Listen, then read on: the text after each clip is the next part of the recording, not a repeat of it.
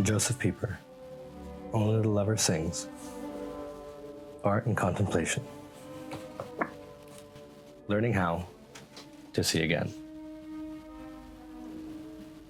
Man's ability to see is in decline.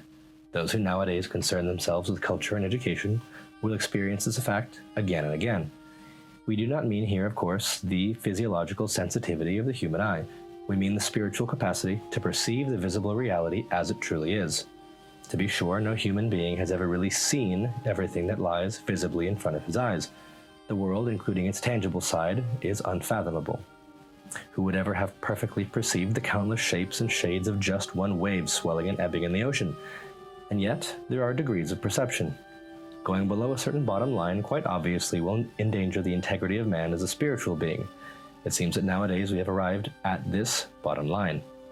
I'm writing this on my return from Canada, aboard a ship sailing from New York to Rotterdam.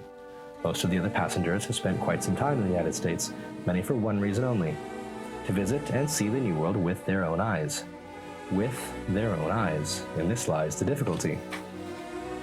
During the various conversations on deck and at the dinner table, I'm always amazed at hearing, almost without exception, rather generalized statements and pronouncements that are plainly the common fare of travel guides. It turns out that hardly anybody has noticed those frequent small signs in the streets of New York that indicate public fallout shelters. And visiting New York University, who would have noticed those stone-hewn chess tables in front of it, placed in Washington Square by a caring city administration for the Italian chess enthusiasts of that area? Or again, at table I mentioned those magnificent fluorescent sea creatures whirled up to the surface by the hundreds in our ship's bow wake. The next day it was casually mentioned that last night there was nothing to be seen. Indeed, for nobody had the patience to let the eyes adapt to the darkness. To repeat, then, man's ability to see is in decline.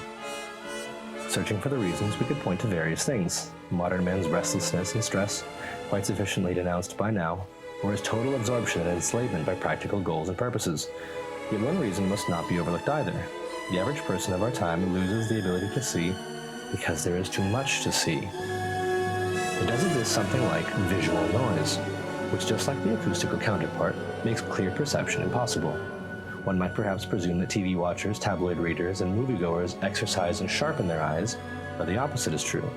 The ancient sages knew exactly why they called the concupiscence of the eyes a destroyer.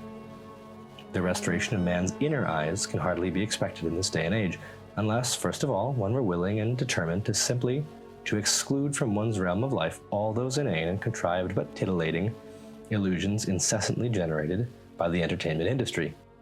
You may argue, perhaps true, our capacity to see has diminished, but such loss is merely the price all higher cultures have to pay. We have lost, no doubt, the American Indian's keen sense of smell, but we also no longer need it since we have binoculars, compass, and radar. Let me repeat. In this obviously continuing process, there exists a limit below which human nature itself is threatened, and the very integrity of human existence is directly endangered. Therefore, such ultimate danger can no longer be averted with technology alone. At stake there is this: how can man be saved from becoming a totally passive consumer of mass-produced goods and a subservient follower, beholden to every slogan the managers may proclaim? The question really is, how can man preserve and safeguard the foundation of his spiritual dimension and an uncorrupted relationship to reality? The capacity to perceive the visible world with our own eyes is indeed an essential constituent of human nature. We're talking here about man's essential inner richness, or, should the threat prevail, man's most abject inner poverty. Why so? To see things is the first step toward that primordial and basic mental grasping of reality, which constitutes the essence of man as a spiritual being.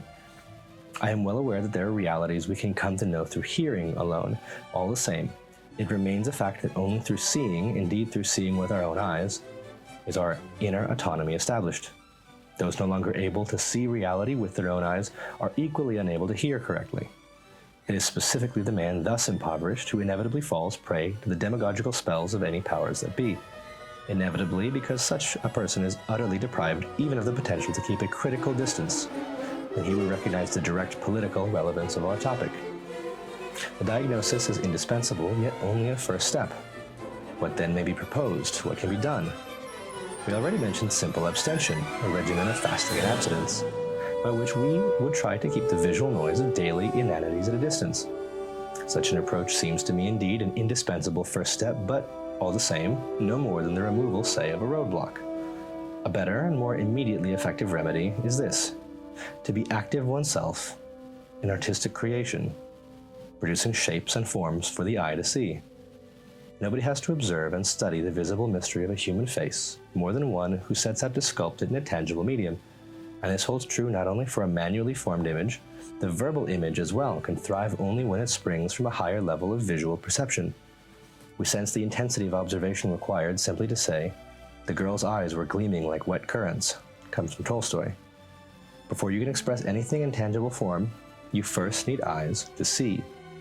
The mere attempt, therefore, to create an artistic form compels the artist to take a fresh look at the visible reality. It requires authentic and personal observation.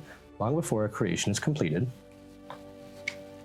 the artist has gained for himself another and more intimate achievement: a deeper and more receptive vision, a more intense awareness, a sharper and more discerning understanding, a more patient openness for all things quiet and inconspicuous, an eye for things previously overlooked. In short, the artist will be able to perceive with new eyes the abundant wealth of all visible reality, and thus challenged, additionally acquires the inner capacity to absorb into his mind such an exceedingly rich harvest.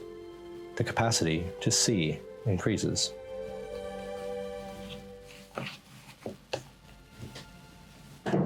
Mhm.